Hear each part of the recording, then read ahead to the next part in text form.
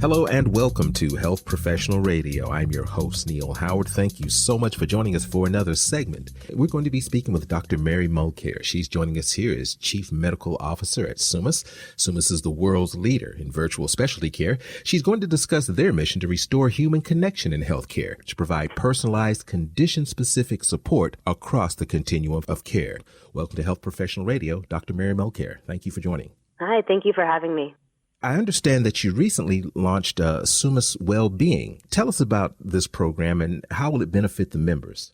Sure, happy to. We're very excited about it. So as you're probably familiar with, as are most of your listeners, the clinical and financial burdens of chronic disease across our healthcare system, on health plans, on employers, on employees, on people and their families, it's both alarming and unsustainable.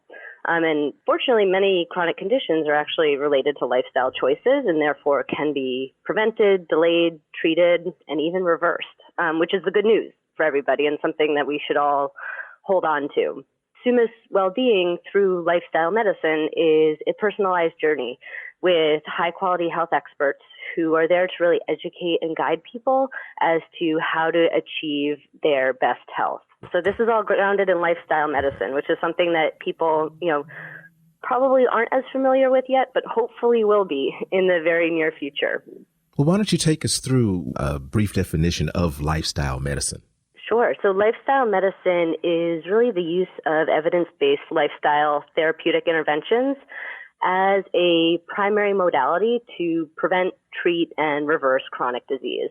And it's something that's delivered by clinicians trained and certified in this specialty. A lot of information on it is available at the American College of Lifestyle Medicine on their website. And it's really founded in 6 pillars: nutrition, exercise, restorative sleep, stress management, avoiding risky behaviors, and social connections is what is really at the foundation of all of this. Now, I'm going to assume that you've got some experience with lifestyle medicine. How has it impacted your patients particularly? It's a very powerful thing once people understand it and understand why we as physicians are recommending what we are in terms of their health and what can benefit their health. Through lifestyle medicine, with making changes to diet and exercise and sleep, people are able to come off their medications.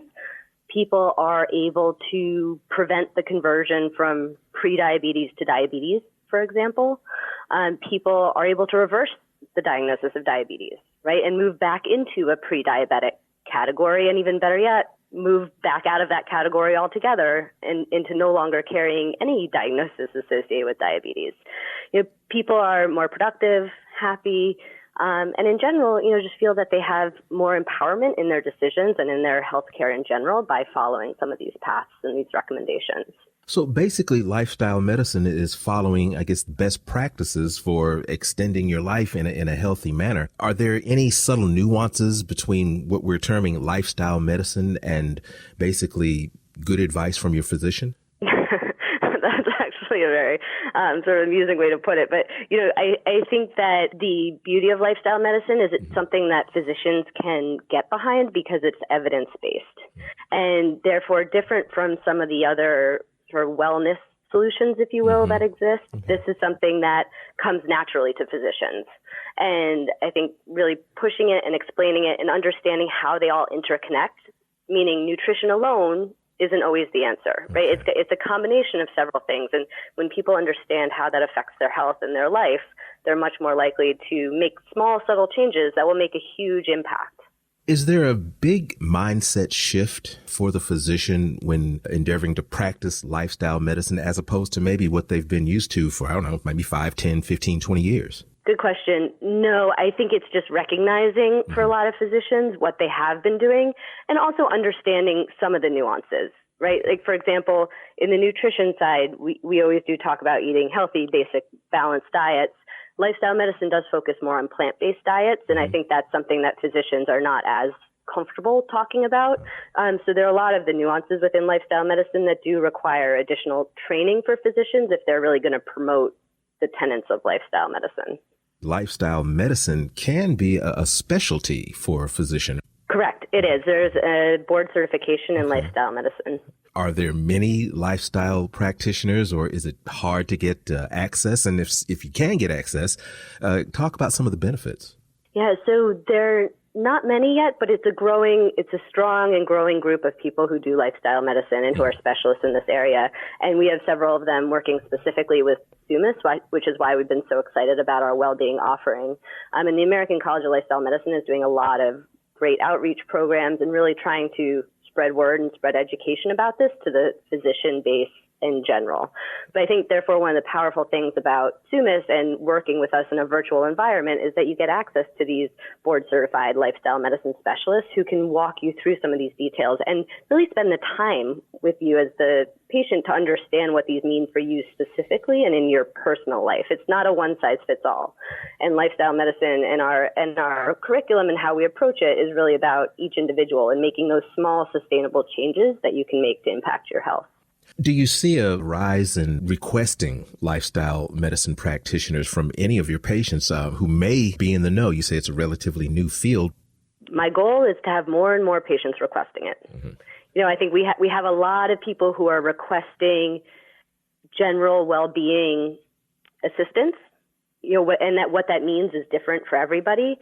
And we are helping people to frame that and understand that in the setting of lifestyle medicine. So hopefully in the very near future, people will be requesting lifestyle medicine by name. I think we're not quite there yet, but a lot of people request well-being, and people very much understand what well-being means in general. And hopefully as we move forward and as we push this and promote this and really have and get to practice it and let people experience it, people will be requesting well-being through lifestyle medicine specifically.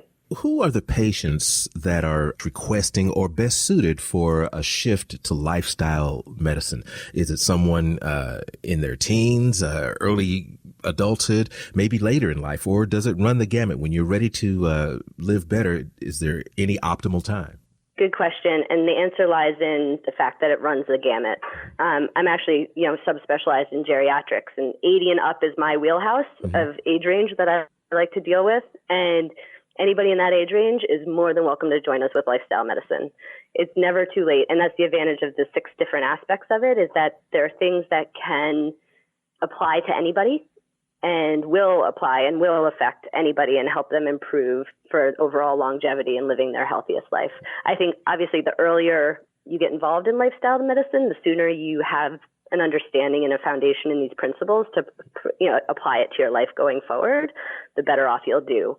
And the better off you do avoiding chronic disease, the earlier you can do so. But it's never too late, and I think the way that this is structured, it can apply to anybody and everybody. And no matter, some people get worried based on what their baseline, weight is and height is and what their baseline level of fitness is to get engaged with something like this. And they really shouldn't. We can take you from being morbidly obese category all the way through to being healthy. We can take you in from any starting point and get you to a point where you're happier and healthier and doing better. And so wherever you are is where we meet you, and we'll work from there. Give us a website where we can learn more about Summus. Sure. It's www.summusglobal.com. Dr. Mulcare, I appreciate you spending some time with us here this morning, and I'm hoping that we'll have an opportunity to speak again. Great. Thank you so much. Would be happy to. You've been listening to Health Professional Radio. I'm your host, Neil Howard, in conversation with Dr. Mary Mulcare. Audio copies of this program are available at hpr.fm and healthprofessionalradio.com.au. You can also subscribe to the podcast on iTunes, listen in, download at SoundCloud, and be sure and subscribe to our YouTube channel at youtube.com/Health Professional Radio.